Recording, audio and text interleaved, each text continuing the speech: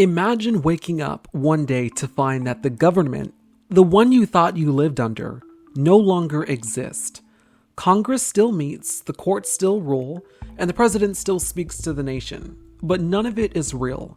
The decisions, the policies, the power, it's all controlled by people you've never heard of, operating in the shadows. Or people that you've heard of, but are overt about it. Now imagine how it happened. Not through war, not through a violent coup, but through a single breach, one line of code. A vulnerability exploited, a back door opened. And behind the breach, a billionaire oligarch, untouchable and unseen. His weapon, a young team of hackers, some 19, others 25, all brilliant enough to infiltrate the deepest layers of the federal government. At first, it was just stolen data, secrets ripped from classified files, but then something bigger emerged. They didn't just break in, they took over. And the most shocking part, the President of the United States himself let it happen. One by one, firewalls crumbled, security protocols vanished. And in just a few keystrokes, a small group rewrote the entire rules of a nation. So ask yourself, if the government was hacked, if democracy was erased before your eyes in just one night, would we even know? And if we did, would it already be too late? I'm Jeremiah Patterson, and this is The Digital Coup, Hacking Democracy, how Elon Musk and a group of 19 and 25-year-olds hacked the American government.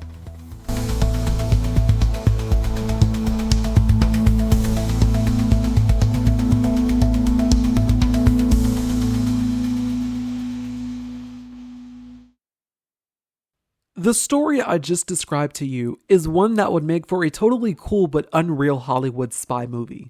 But to our detriment, it's true. This is something that happened in real life.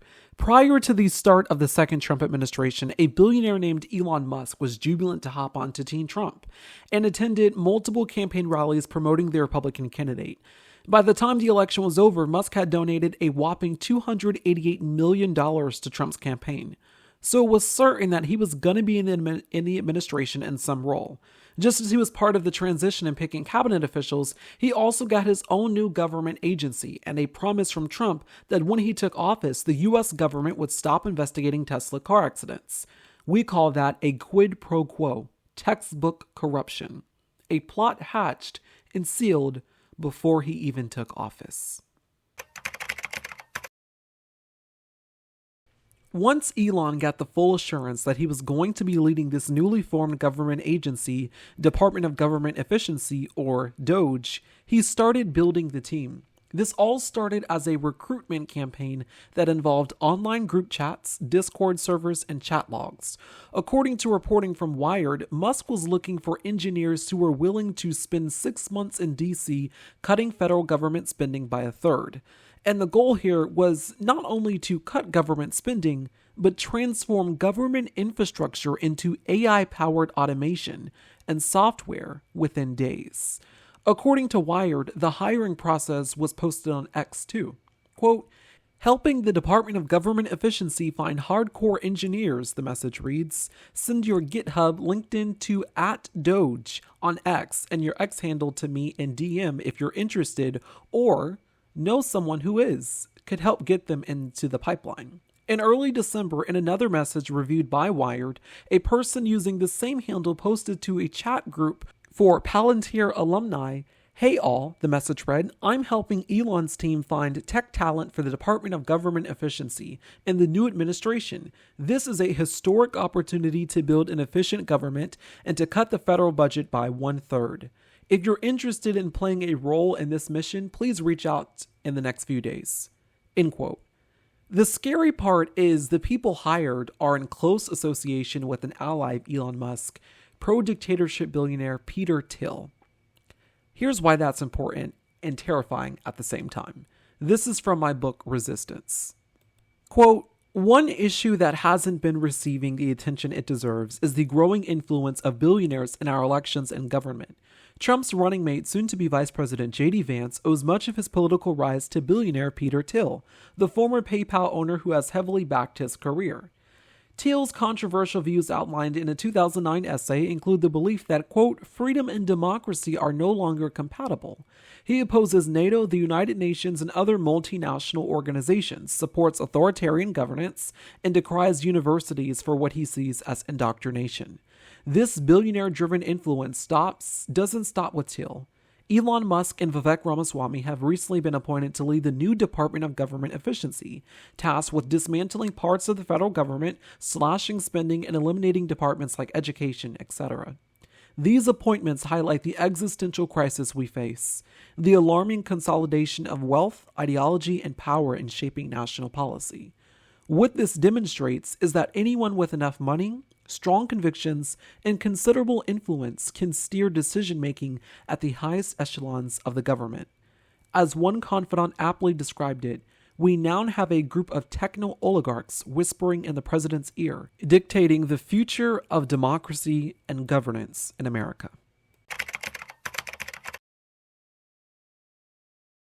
Quote, when officials from the Small Business Administration took the unscheduled call, they were greeted by someone identifying themselves as a member of Elon Musk's new cost-cutting department. The person on the other end of the line was a nervous-sounding 19-year-old high school graduate, fresh off a summer internship at Musk's Silicon Valley company Neuralink. His name, Edward Korestein. Korestein, who had signed onto the telemeeting using a non-government email address, gave the bureaucrats swift marching orders telling them he needed access to the federal department's contract and payment systems, before reportedly making them justify their jobs at the $1 billion budget administration. Korestein is one of a team of teenage and 20-something software engineers, apparently conscripted by Musk in his largely unchecked war against bureaucracy. The more accurate term would be hostile government takeover, a coup, the dissemination and evisceration of the United States federal government from within. A digital coup. This is exactly what Elon Musk and his gang of teenagers are doing.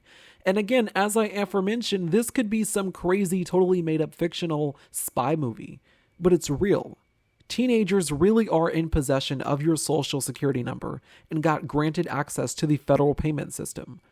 I will say regarding this news, though, that a federal judge recently blocked Musk's Doge from accessing the critical Treasury Department payment system that distributes tax returns, Social Security benefits, disability payments, and federal employee salaries. Judge Paul Engelmeyer cited, quote, the risk that the new policy presents of the disclosure of sensitive and confidential information and the heightened risk that the systems in question will be more vulnerable than before to hacking, end quote. And of course, in due time, the White House called this ruling judicial overreach, and now Elon Musk is calling for that judge to be impeached. This is beyond an impeachable offense when it comes to the fact that the President of the United States knew about this and he allowed it to happen. This is treason. I mean, what we're looking at here is Elon Musk and a team of teenagers have successfully infiltrated sensitive government agencies' tech software and installed malware on it.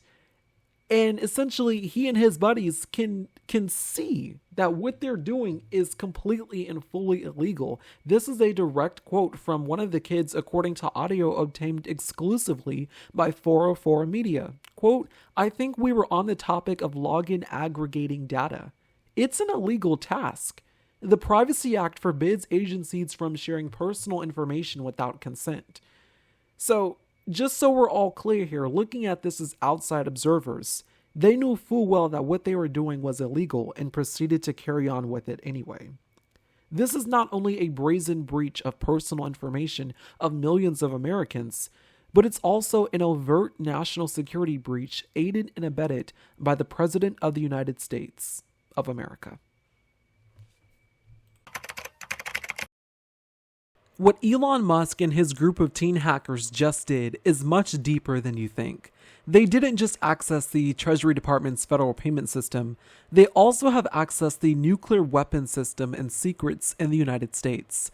And we know that it's quite bad because the Secretary of Energy, in an interview with CNBC, essentially tried to lower the temperature, saying, no way, Musk and Doge don't have access to the nuclear secrets. That's all made up. Watch. cost-cutting brigade, this Doge group. There was reports out that there was 23-year-olds poking around computer systems here. Nobody seems to know what's going on. Can you give us, on the record, clarity about who these people are and exactly what they're doing in computer systems? Because literally, I want to talk about what matters, but this is all anybody else seems to be talking about. Yeah, well, let's address that. Look, I'm excited about that. Look, the government is old and maybe a little bit stodgy, and we've got some young kids. Think young gun management consultants coming in to take a critical look at how things are run. Can we do things a little bit more efficiently? Are our systems as efficient as they should be? I've heard these rumors, they're like seeing our nuclear secrets or all that. None of that is true at all. They don't have security clearances. What is true? Who are these people and what are they doing? They're part of a team assembled by Doge, friends in Elon's broader circle, that are very good at IT and very good at systems. And they're just doing a critical evaluation of how do we do things today and come up with some ideas about maybe how we could do things better. We know who they are. You said they have badges. Oh, absolutely. They're in the systems. They're not random people on the internet that are I want to be clear on who these people are, because there is a fear like they have my social security number. They might have access to the codes, as you said. They don't have anybody's proprietary information, but I know exactly who they are. We have 3 people in our building run through, checked by our security, and they have access to look around, talk to people, and give us some good feedback on how things are going. Yet, despite the objections, this 23-year-old Doge employee was still granted access to the system, and now the questions do arise amid that bold-faced lie on national television. What national security risk does this pose to us as a country? Since these Doge hackers are not actually vetted by the proper agencies, we know that our systems are more vulnerable to threats and cyber attacks. So is this damage irrevocable? And if not, how can it be undone? And what can be done to stop this?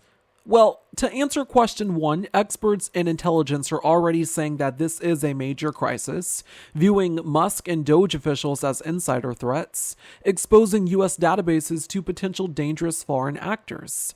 In regard to the second question, we are already seeing attempts to stop this, federal workers suing to disconnect the Doge servers. We also see this happening on a much more massive scale regarding U.S. aid. We're going to have special reporting on that tomorrow. But it's worth noting that the resistance is here, and it is loud and clear. Elon Musk will not succeed in decapitating the federal government. This digital coup will not work.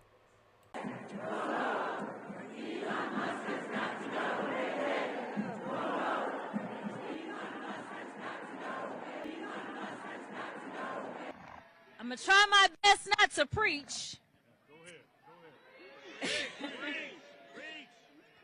I just want to say thank you, because every day that we show up in D.C., we show up for you. We know who we work for. We know that we work for the American people. And what we're not going to do is stand around while they pull this bullshit that they're trying to pull right now. Go ahead. This is why I'm not going to be able to preach, because I probably won't be able to stop cussing. Take your time. But let me tell y'all something. I know some of y'all have been frustrated, and you've been saying, where are the Democrats? Where are our leaders? Well, I'm here to tell you that we ain't never left y'all, all right? We are here. We are also going to make sure that they uphold the law. We are not going to sit around while you go ahead and desecrate our Constitution, or you look at the laws that have been passed into law and say, never mind, we'll just ignore that. Instead, we are going to be in your face, we are going to be on your asses, and we are going to make sure you understand what democracy looks like. This ain't it. So let me tell you something, Mr. Trump. You're going to learn a few lessons from us. And I'm going to be the first one. You and your little friend off of Twitter. Y'all about to find out, all right? Now let me be clear. What Maxwell said is true. Our job is to conduct oversight. We both serve on the oversight committee. And right now, as elected leaders who tried to go in, we were told, well, hold on a second. We got to check to see if you can come in. Now, y'all know he likes to pal around with Putin, right? He's trying to turn us into Russia. But I got news for him. We, the people, will not go. That's right.